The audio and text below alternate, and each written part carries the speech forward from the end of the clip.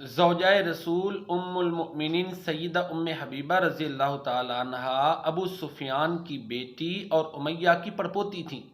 امیر معاویہ رضی اللہ تعالیٰ عنہ کی بہن تھیں، پیارے نبی کریم صلی اللہ علیہ وسلم کے ساتھ بے پناہ محبت کرنے والی، اور یہ ہماری روحانی ماں۔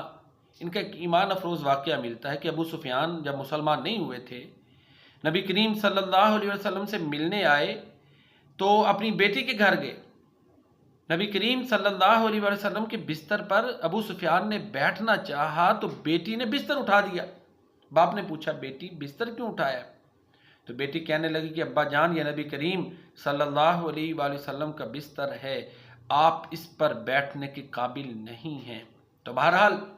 ابو سفیان کو یہ مقام حاصل ہے کہ اس کی بیٹی پیارے نبی کریم صلی اللہ علیہ وسلم کی بیوی اور وہ اللہ کے پیارے نبی کا سسر ہے،